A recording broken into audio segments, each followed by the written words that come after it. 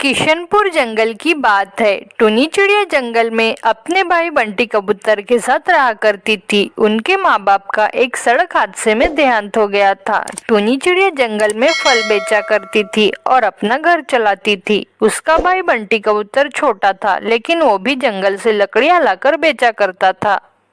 माँ बाप ना होने के कारण दोनों अनाथ थे, लेकिन अपनी जिंदगी में खुश थे। उनकी जिंदगी अच्छे से गुजर रही थी, लेकिन एक दिन के बाद उनकी पूरी जिंदगी पलट गई। जंगल में अचानक जोरदार बारिश चालू हो गई। बंटी, आज अचानक इतनी जोरदार बारिश क्यों हो रही है? पता नहीं, अपना घर बहुत पुराना है, बारिश के कारण इसे कुछ हो न जाए। कुछ नहीं होगा दीदी हमारे घर को, तुम शुभ शुभ बोलो। हाँ, मैं जानता हूँ कि इस तेज बारिश में कुछ भी हो सकता है, लेकिन हम हिम्मत नहीं हारेंगे। ये घर ही हमारे माँ बाबा की आखिरी निशानी है। हाँ बंटी, तुम इतने छोटे हो लेकिन इतने समझदार हो गए हो कि मुझे पता ही नहीं चला। हाँ मेरे भाई, ये हमारे माँ बाबा की आखिरी निशानी है, इसे कुछ नहीं होना चाहिए। बारिश तेज होने के कारण उनका घर बह गया और दोनों बहुत रोने लगे। बंटी, ये सब क्या हो गया? हम अब कहाँ रहेंगे, क्या करेंगे? हाँ दीदी, हमारा घर बह गया। ये बारिश इतनी तेज क्यों हो रही है? अब हम कहाँ रहेंगे दीदी?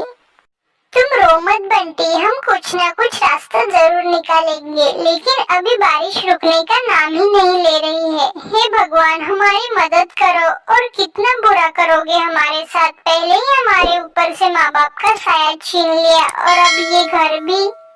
हाँ भगवान जी, हमारी मदद करो। हम ऐसे बारिश में भीगते रहे तो हम बीमार हो जाएंगे। वो दोनों भगवान से प्रार्थना कर ही रहे थे कि जैसे उनकी प्रार्थना भगवान ने सुन ली हो। अचानक उनका घर उनके सामने वापस आ गया और वही जो बह गया था वही घर उनके पास आ गया। अरे बंटी, वो देख हमारा घर। ये चमत्कार कैसे हुआ? और देखो, हमारा घर वापस मिल गया हमें। हाँ दीदी, लेकिन ये कैसे हुआ? मुझे लगता है भगवान ने हमारी प्रार्थना सुन ली होगी, तभी अचानक हमारा घर हमें मिल गया। ऐसा चमत्कार भगवान ही कर सकते हैं। वो घर कोई ऐसा वैसा नहीं था, वो एक जादुई घर था और बोलने वाला भी था। बच्चों, तुम दोनों डरो मत। अब से तुम दोनों भाई बहन इसी घर में रहोगे, यानी कि मुझ में। तुमको मैं कुछ भी नहीं होने दूंगा। ऐसा समझो कि तुम्हारे माँ बाबा ने तुम्हें यहाँ वापस भेजा है। वो दोनों तुम्हें स्वर्ग से देख रहे थे और तुम्हारी तकलीफ की वजह से ही मैं यहाँ आया हूँ। आओ, जल्दी से अंदर आओ। देखो मैं कितना मजेदार हूँ। बारिश में इतना भीगोगे तो बीमार हो जाओगे। हाँ हाँ, हम अभी आते हैं। फिर क्या था, वो दोनों भाई बहन घर के अंदर चले गए। अरे वाह दीदी, ये घर तो अंदर से बहुत खूबसूरत लग रहा है। और तो और ये घर हमसे बातें भी करता है। हाँ बंटी, कितनी मजेदार बात है ना? टूनी दीदी, मुझे बहुत जोर से भूख लगी है।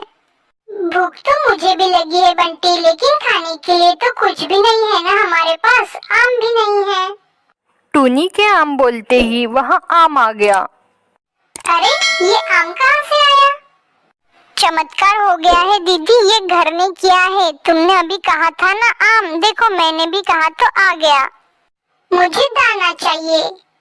टूनी के दाना बोलने पर वहाँ पर दाने भी आ गए। हाँ बंटी, अब तो मुझे भी लग रहा है कि ये जादू घर ही कर रहा है। हाँ टूनी दीदी, ये जादुई घर है। हाँ बंटी, ये बारिश के कारण हमें ये जादुई घर मिला है, एक अच्छा दोस्त। बारिश ने उनकी जिंदगी एकदम से पलट गई। वो दोनों का जीवन अच्छे से गुजरने लगा। वो दोनों बहुत खुश रहने लगे। ये कहानी सुंदरवन जंगल की है, जहाँ पर बहुत सारे पक्षी अपना जीवन गुजार रहे थे। उसी जंगल में एक टूनी नाम की चिड़िया अपने टूटे फूटे घर में रहती थी। इन दिनों जंगल में बरसात का मौसम था। सारे बादल अपने अंदर पानी समाये घूम रहे थे। तभी टूनी की टेंशन बढ़ गई। अरे बाप रे, आसमान में कितने सारे और काले बादल छा रखे हैं। लगता है आज बहुत जोरों की बारिश होने वाली है। अगर कहीं बारिश बहुत ज्यादा हो गई तो मेरा घर तो टूट ही जाएगा। पहले ही मेरा घर कितना पुराना हो गया है और टूटा फूटा भी है। इससे बारिश शुरू हो जाए मुझे अपना ठिकाना बदलना होगा और सुरक्षित जगह देखनी होगी। तभी टूनी चिड़िया सारे घरों में जाती है और हर पक्षी से मदद की गुहार लगाती है, पर कोई पक्षी टूनी चिड़िया को अपने घर में नहीं रहने देता। आखिरकार थक हार कर टूनी चिड़िया वापस अपने घर आ जाती है और तभी जोरों की बारिश शुरू हो जाती है। बारिश तेज होने के कारण टूनी चिड़िया का सारा घर टूट गया और पानी में बह गया। टूनी चिड़िया एक पेड़ की डाली पर बैठी भीग रही थी। अरे बाप रे, कितना ठंडा पानी है। अरे बादलों, थोड़ा मुझ पे रहम कर लो, आज ही सारा पानी बरसाओगे क्या? अरे कोई है यहाँ, मेरी मदद करो, मैं बारिश में भीग रही हूँ, कोई तो मेरी बात सुनो। बारिश बहुत तेज हो रही थी। टूनी चिड़िया तेज बारिश में भीग रही थी, साथ में उसकी मदद करने जंगल का कोई भी पक्षी नहीं आया। तब एक छोटा सा बादल उड़ते उड़ते टूनी चिड़िया के पास आता है। टूनी चिड़िया जब उस बादल को देखती है तो बहुत डर जाती है। अरे ये बादल तो इतना मेरे पास आ गया, अब क्या होगा मेरा? हे भगवान। चिड़िया बहन, मुझसे डरने की कोई जरूरत नहीं है। मैं आपको कोई नुकसान नहीं पहुंचाऊंगा। मैं जब से आसमान में उड़ रहा हूँ मेरी नजर आप पर पड़ी। मैंने देखा कि आप अकेले ही इस डाल पर बैठकर भीग रही हो। ऐसा क्यों चिड़िया बहन? क्या आपको बरसात में भीगने में मजा आता है? अरे बादल भैया, मैं आपको क्या ही बताऊं, मेरा घर इस बारिश में टूटकर बह गया है। अब मेरे रहने के लिए कोई जगह नहीं बची है, ना ही कोई घोंसला और ना ही कोई घर। मैं करूं भी तो क्या? अरे चिड़िया बहन, अगर आप इस तरह इस बारिश में भीगती रही तो आप बीमार हो जाओगी।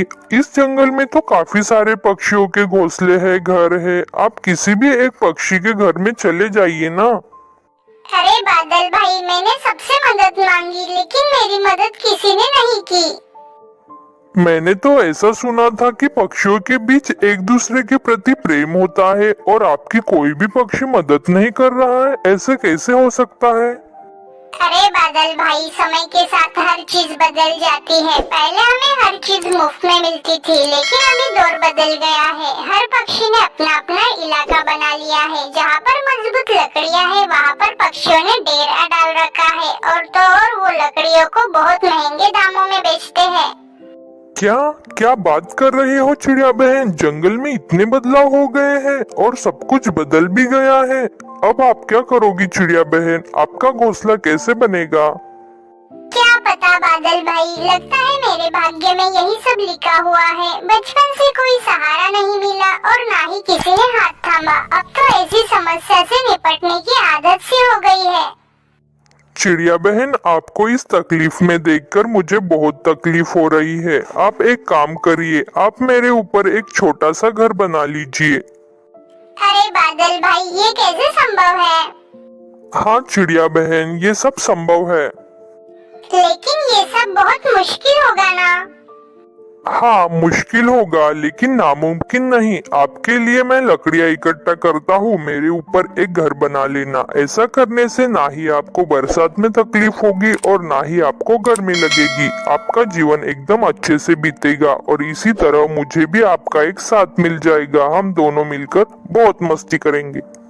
बादल की ये सारी बातें सुनकर चिड़िया के मन में एक उमंग सी जग जाती है और वो उसी बारिश में एक एक करके सारी लकड़ियां बादल के ऊपर रख देती है। फिर जैसे तैसे टूनी चिड़िया उस बादल के ऊपर एक बांस का घर बना लेती है और उसमें रहने लगती है।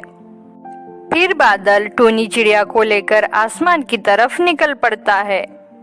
तो चिड़िया बहन, कैसा लग रहा है आपको बादलों के घर में? आपको मजा तो आ रहा है ना?